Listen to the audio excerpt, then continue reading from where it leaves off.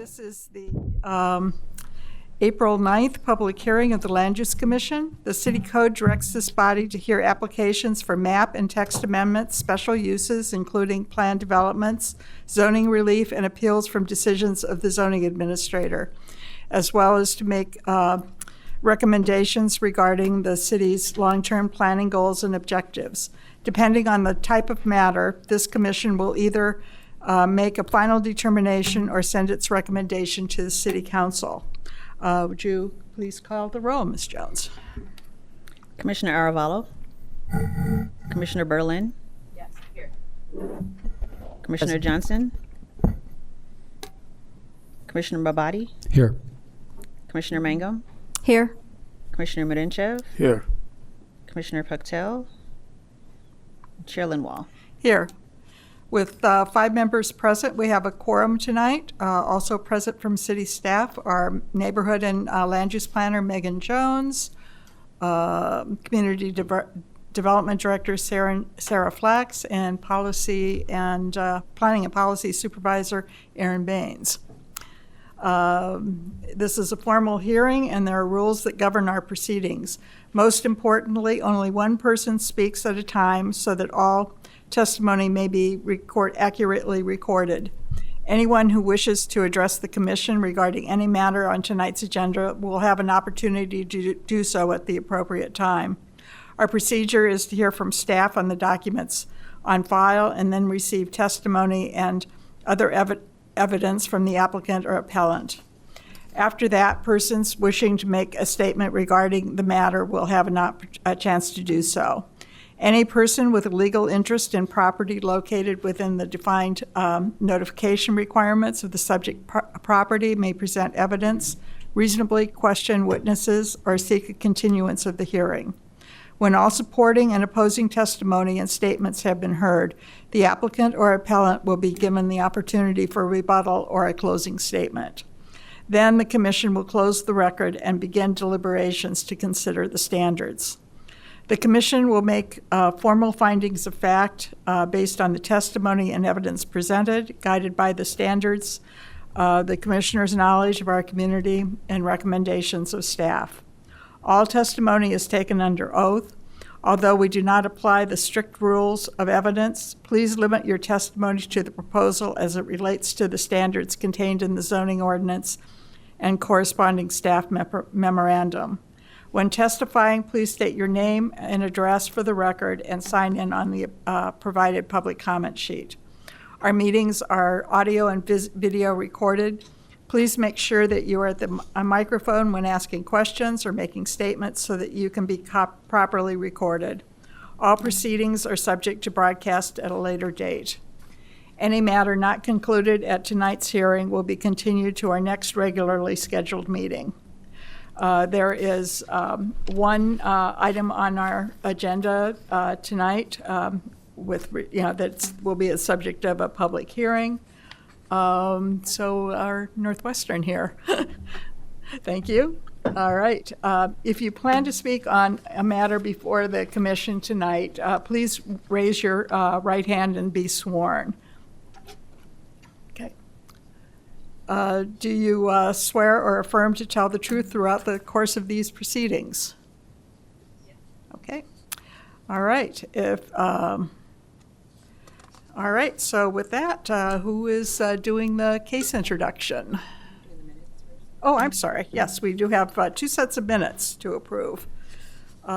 First is the meeting minutes for December 2nd, 2020. December 4th, 2024. May I have a motion to approve the minutes?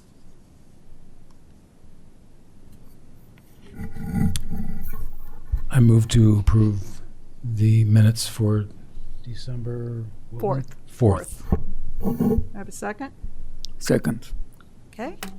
Any corrections or additions? All right. All in favor, say aye. Aye. Aye. I abstain because I missed that meeting. I believe Commissioner Berlin does as well. The second set of minutes are from January 8th, 2025. May I have a motion to approve those minutes? I move to approve those minutes. Okay, a second? Second. Okay. Seconded by Commissioner Mangum. Okay, any corrections? I have actually a couple of them. On page 420, the fourth paragraph down, Scott Roberts, I believe, a single-family homeowner, rather than just a single homeowner. Then also on page, and this is a more question, on page, the top of page 10, it discusses, Ms. Jones is discussing the comprehensive plan survey, and noted that approximately 230 responses had been received. I just for the record, I wanted to note that our current draft of the comprehensive plan says 206. So there's a discrepancy somewhere, and I don't know. I don't want to. I'm assuming the 230 is probably right, but I don't know for sure. So if staff could please check that. And then finally, on page 18 of 20, in the second paragraph, down to talking about the intersection of Green Bay and Central could be seen as a no due to its proximity as a Metra stop. We don't have any Metros in Evanston, to my knowledge. And with that, may I, all in favor, say aye. Aye. And let's see, I guess I abstain. you abstain. Okay, thank you. All right, that's all right. And that concludes the minutes. Now the next item up is new business. Who is taking this one? We'll read that into the Okay, record. thank you. Hold on a second. Oh, actually, yes, you read it in and then I will open.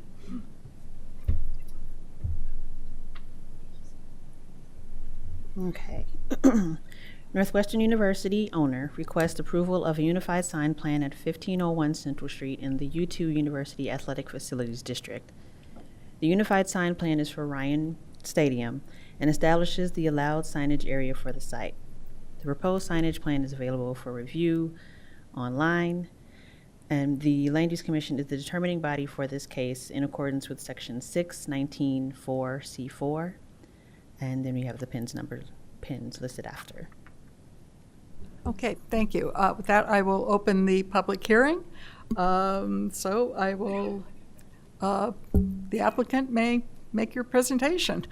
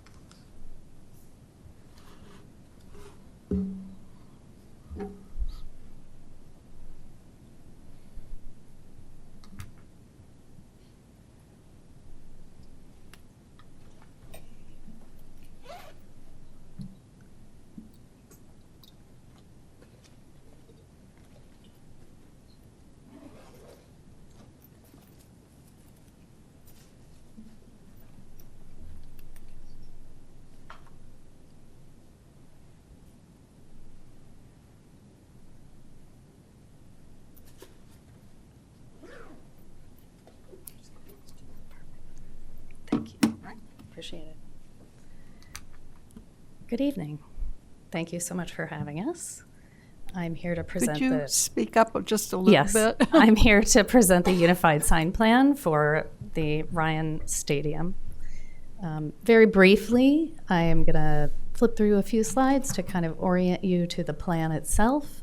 So the property is frontage on Central and Ashland, and signage will be along either, or both of those. Our main entrance will be here on Ashland.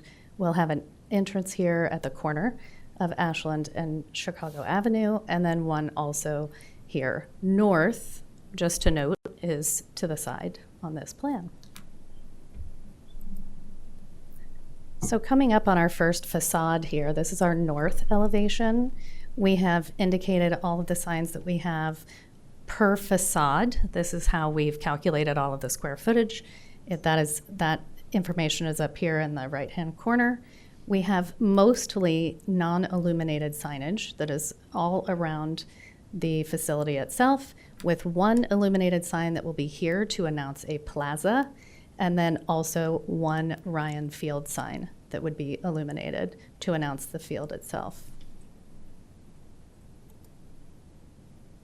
On the west elevation, we have smaller signs, and we also have one illuminated here for Ryan Field. That is a halo lit sign, so backlit. It kind of spills light onto the building itself as opposed to being face lit. So it's much lighter and more harmonious with the environment. And then everything else is etched into the stone. We have 2 areas for potential sponsor that would lead up to the loft level. Those are similar to retail standards that we've allocated a specific allotment of square footage. Coming to the south elevation, very similar to the north, we've got an illuminated Ryan Field, an illuminated plaza location, and then everything else is etched into the stone or non-illuminated. And our east elevation here, we have mainly etched, non-illuminated, one halo lit, again, illuminated piece, and then along, kind of within the drip line of the building, we've got some banner allocation where the team can have players, or, you know, the university can kind of have their own sports showing. So looking at the renderings of these views, you can see, and we're up above, so you can see some of these signs here. We've got a couple of pylons down here that just have an etched logo. We do have a gate sign that will be located at each of those 3 entrances, so those ticket holders can know which gate to enter properly. Seamless wayfinding is what we're going for. This is our southwest entrance. Very minimal signage that you would see from this. This showing of Ryan Field is that halo lit, so only reflecting right back onto the building. And then at the southwest entrance, this is our student gate entrance. One showing of Ryan Field. This backside of the scoreboard is not an illuminated sign. It is only illuminated by ambient light that will take place within the stadium itself. And this is the facade that shows how those banners interact. So fully within the encasement of the building itself, halo lit letters, etched logos. And the northwest entrance, this is our main entrance that we're using. Our promenade here, small etched into the pier, the sponsor gate so that we know which wayfinding we're going into. And these are our 2 illuminated signs that are tucked pretty far back into the property. And just so that you can understand up close and personal, the drip line and where we will have each entrance that tells you what levels and seats you can access from each one of those, this is what it will look like. So tucked back into the facade here, we've got non-illuminated signage. This is directional signage. We've got an entry ID that would say entry 1, 2, 3 through 10. And then this is our Loft Club sponsor opportunity up here. We don't have any sponsors as of yet, but allocated a square footage allowance for when we do.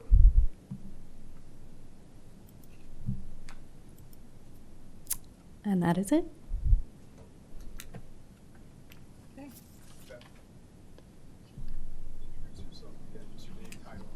Yes.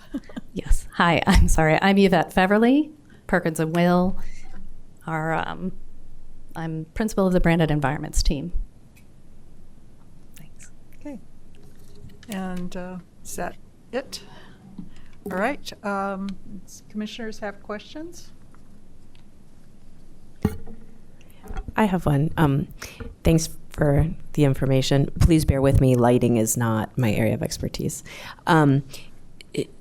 So you said one of the signs will be backlit, like more gently, right? So can you? Correct. And that is the halo lit as opposed to the face lit? That's correct. And can you just point again where the illuminated signs are? Absolutely. Happy Please. to do that. Thank you. So I'll come back here. The Ryan Field right here, that would be face lit. This small sign down here for the plaza would be face lit. So those would be white. Okay. And then coming along here, this Ryan Field is halo. So shining back onto the building itself, nothing coming from the face. This Ryan Field is face lit. These all along here are halo. This is also halo. Okay. Thank you. Mm-hmm.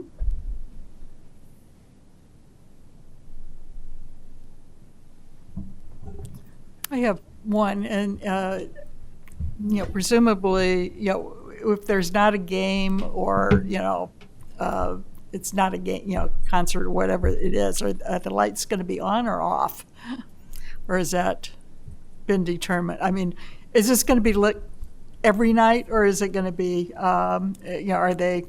Is it possible to turn them off?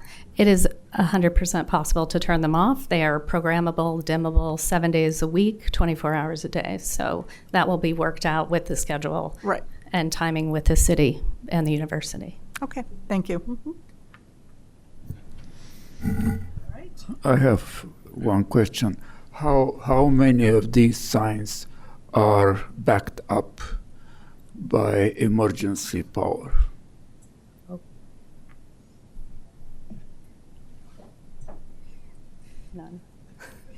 None are backed up by emergency power. So in case of some kind of, let's say, disaster, no power outage, how will people outside, I'm pretty much sure that inside the stadium you're okay. That's code issue. Outside the stadium, how is everybody secured during power outages or other disasters, including signage, lighting, and so on? So the signage is not traditionally needed for emergency on the outside to identify the building. Most municipalities, fire departments know right where to go and have emergency procedures in place. And I'll let Chris speak to the inside. Hi, I'm Chris Hale, principal with Perkins & Will and partner of Yvette here. And you can see in the renderings that the site is well illuminated. There will be plaza lighting throughout. And that lighting would be designed to provide illumination in the event of an emergency. Or it is. Including in emergency situations. Yes. Okay. I have one question. The lights that you have, what is the source of energy for them?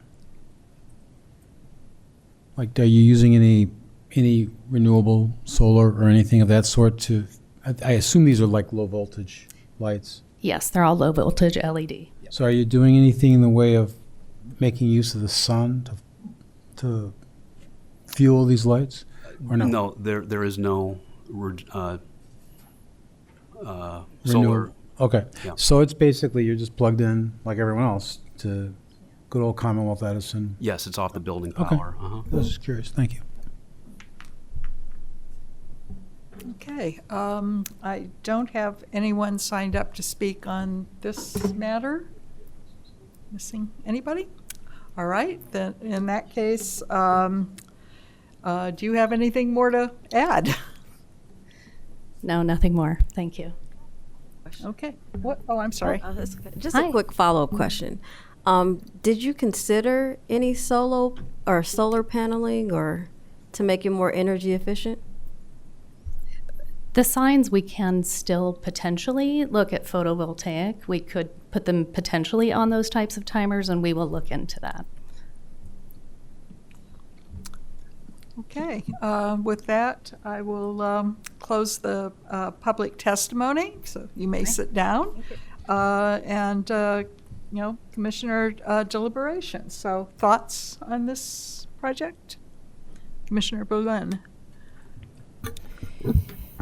So obviously, with an investment like this, we want it to be usable, so it makes sense to have adequate, good signage.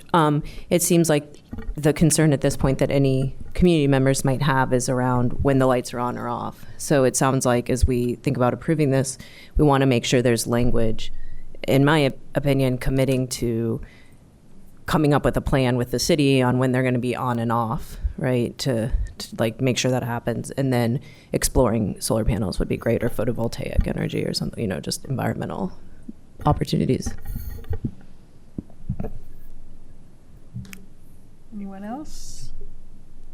Okay. No? All right, well, in that case, we actually, as is true of almost all of our cases, we do have standards for approval. So I will go through those. And so the first is, every sign shall have good scale and proportion in its design and visual relationship to the other signs, buildings, and surroundings. The signage is basically appropriate for the overall scale of the stadium and designed to complement the Ryan Field structure, and is in keeping with other signage on the campus. Number 2, the signs in the plan shall be designed as integral architectural elements of the building and site to which they physically or principally relate, and shall not appear as incongruous add-ons or intrusions. The proposed signage is thoughtful and blends in with the elements of the buildings. In particular, you've got the engraved logos carved into the into the limestone, and the freestanding signs that are proposed are of pedestrian scale.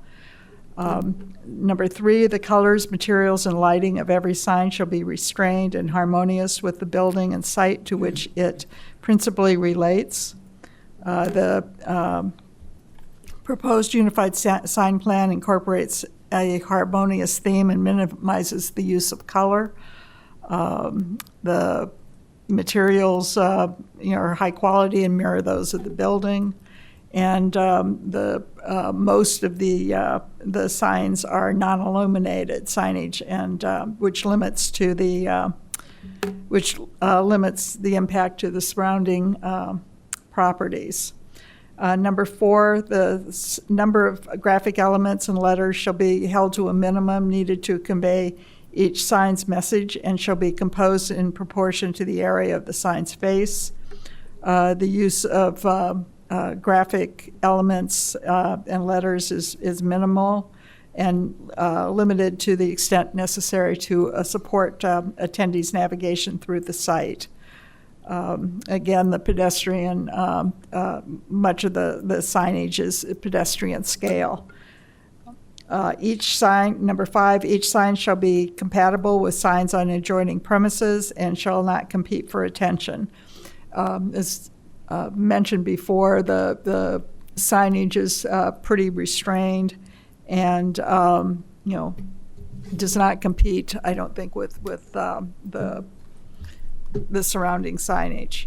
Number 6, the effect of the signs proposed in the plan shall be the establishment of a unified image for the center. The proposed sign plan incorporates the use of high-quality materials that mirror the proposed stadium to support the establishment of a unified image for the site. Those are the 6 findings. Do we have anybody have any problems with those? Okay. In that case, we've reviewed the next up is, can I have a motion on this project? I motion to approve, contingent on talking with the city about dimming plans with the lights, including solar panels and things like that. Second. Okay. Ms. Jones, would you call the roll?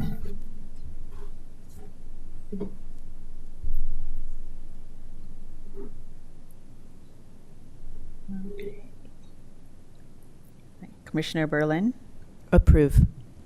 Commissioner Rabati, Approve. Commissioner Mangum, Approve. Commissioner Marinchev, Yes.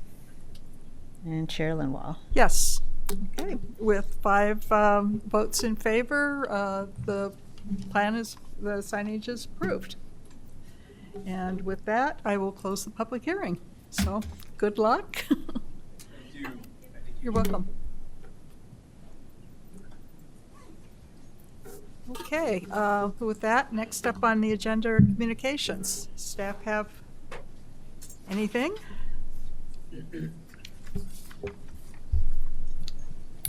At this time, we do not have any communications. I'd say just keep on the lookout for your emails for items pertaining to next week. Okay.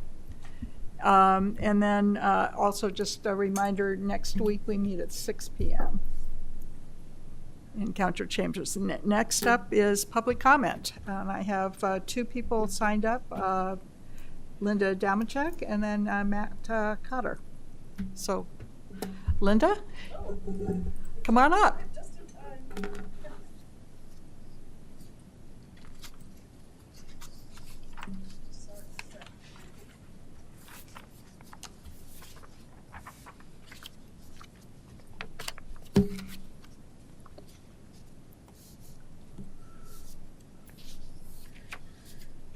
Good evening. So, Linda Damashek.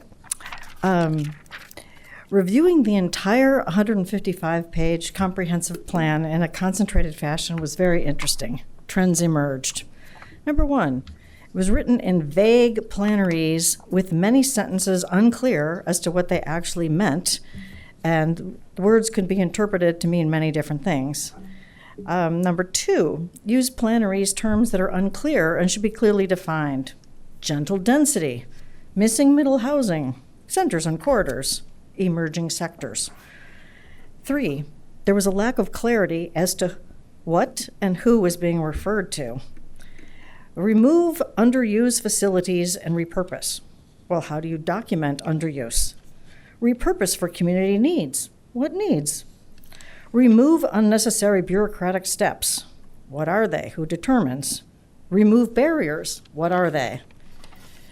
Align with institutional programming. I assume this refers to Northwestern. Modernization of aging facilities on institutional campuses, also referring to Northwestern, and that's not the city's responsibility. Adapt and reuse public buildings. Which ones? Policy for selling and buying properties among community partners. Are there partners that have side deals with each other? Most importantly, there is a complete lack of documentation or statistics to justify the wishful thinking, trickle-down affordable housing approach presented in the statement, quote, new market developments give higher income households options to move into making available older units with more attainable prices available. But the most egregious flaw is the lack of transparency of public input. Number 1, there is absolutely no documentation of the input from all of the public meetings, which are identified by only with dates and the type of the meeting. So what did the people suggest? What number of people supported what concepts? There really has to be documentation on that. Number 2, the feedback, key takeaways from this Land Use Commission meetings does not mention any of the key points made by those with opposing views to this top-down written report. From reading this report, you would not know that anybody showed up to any meeting and said anything different. So unless I can see documentation that these views were expressed by the majority of ordinary residents, I must come to the conclusion that this comprehensive plan, as currently written, is being driven from the top down and not from the bottom up, as a comprehensive plan should be. The community should be setting the vision, and your feedback is telling you that there's not full agreement with the community. Your document needs to accurately reflect both points of view, or else it's a sham document with the reliability of all the feedback in question. Your process needs to be lengthened to work towards more clarity, more research, and more consensus. This reads more like a top-down work plan and less like a genuine aspirational community consensus plan. We need to do better. Thank you. Thank you. Matt Cotter?